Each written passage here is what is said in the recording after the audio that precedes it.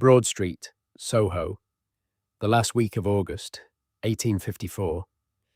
Sarah Lewis kneels over a pail, rinsing the soiled cloths of her sick infant daughter. She carries the water to the front of the house and pours it into the cesspit by the door. 3 feet away stands the pump the whole street drinks from. The child dies within days. So do the neighbors who drink from the pump. House by house, the street begins to empty, the living carrying out the dead. She does not know what she has just begun. This is their case file. What Sarah Lewis had done, no one in 1854 could have understood. That summer, cholera had returned to London for the 3rd time in a generation. It is an infection of the gut that kills by draining the body of its water, sometimes within a single day. In the poorest streets, whole families emptied and died between morning and night. No one knew what carried it. The accepted answer was miasma, the belief that disease rose as a poison in foul air, in the stench of sewage and rot. By that logic, the cause was obvious. Soho, once fashionable, now a crowded quarter of cheap rooms and cesspits, stank, and the sick were breathing it. The water was above suspicion. It came cold and clear from the ground, and the Broad Street pump gave the sweetest in the district. People walked streets out of their way to drink from it. So as the bodies mounted around one pump, the authorities looked up into the air and asked what smell had done this. The question no one thought to ask was simpler. Not what were they breathing, what were they drinking? The dying did not stay on one street for long.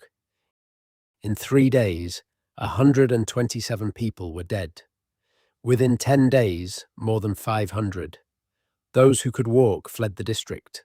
Those who could not were carried out or buried where they fell. Cholera worked fast. A person well at breakfast could be dead by evening. Drained of water, the skin gone grey, conscious to the end. The dead were carried out faster than coffins could be built. The man who came to count them was a physician named John Snow. Snow was 41, an anaesthetist by trade. The year before, he had given chloroform to Queen Victoria to ease the birth of her son. He did not believe in miasma. 5 years earlier, he had written that cholera was swallowed, not breathed, and no one had listened. Now he had a district full of the dead and a question he could test. He went to the General Register office and took the list of the cholera deaths. Then he walked Soho, house by house, and marked each death on a map of the streets. He was not looking for bad air, he was looking for water. At each door he asked the same thing. Where did this household draw what it drank? He wrote the answer beside the name of the dead. On the map, each death became a short black bar set against its address. Where a house had lost several, the bars stacked into a column. The columns did not rise evenly across Soho. They gathered, street by street, around a single point.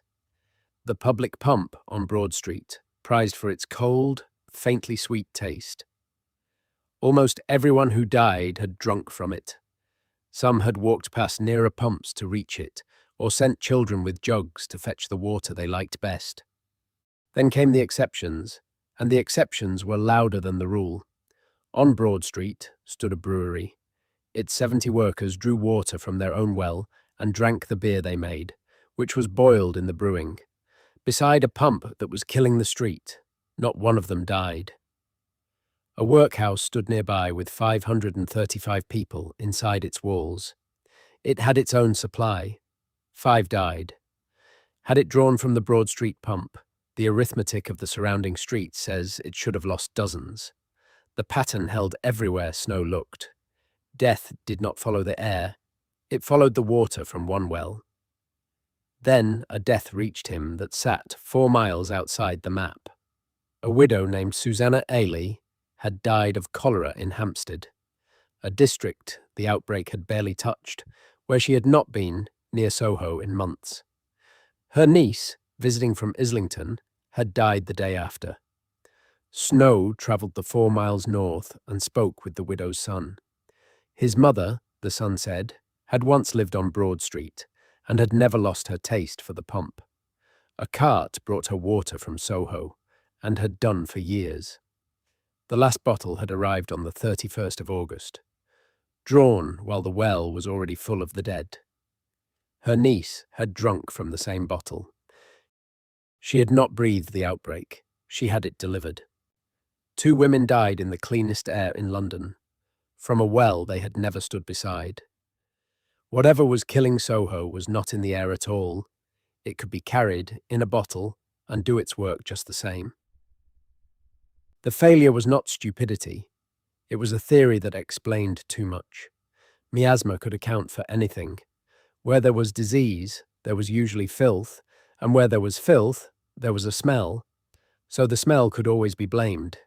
It fit every outbreak because it fit nothing in particular. Snow's theory asked for something harder, a cause you could not see, taste, or smell. The Broad Street water looked clean. He had examined it and found little. What made it lethal was invisible to everyone who drank it. It was also real. That same year, 1854, in Florence, a scientist named Filippo Pacini put cholera-struck intestines under a microscope and drew the comma-shaped organism behind the disease, Vibrio cholerae, a bacterium. His paper was published and ignored. The route was simpler than anyone wished to believe. A person sick with cholera passes the organism in their waste. That waste reaches water. Another person drinks it. The gut does the rest. At Broad Street, the chain was 3 feet long. Later investigation, much of it by a local curate named Henry Whitehead, who had begun as Snow's skeptic, traced the well's contamination to the cesspit beside it.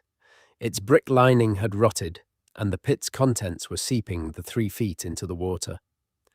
The same pit into which Sarah Lewis had poured her daughter's washing water. The child on Broad Street and the widow in Hampstead were the 2 ends of one thread. One tipped the water in, the other had it carried out. The pump connected them. What Snow had done was new. He had not found the germ. He had found the pattern, a way to trace a disease through a population by asking not what it smelled like, but where it went and what people drank. That method has a name now. It is called epidemiology, the study of how disease moves through populations. On the 7th of September, Snow brought his map to the parish authorities and asked them to remove the pump's handle. They did not believe him. They removed it anyway the next morning, because the dead were mounting and several of the officials lived close by. By then, the outbreak was already ending. Most of Soho had died or fled. The handle changed little.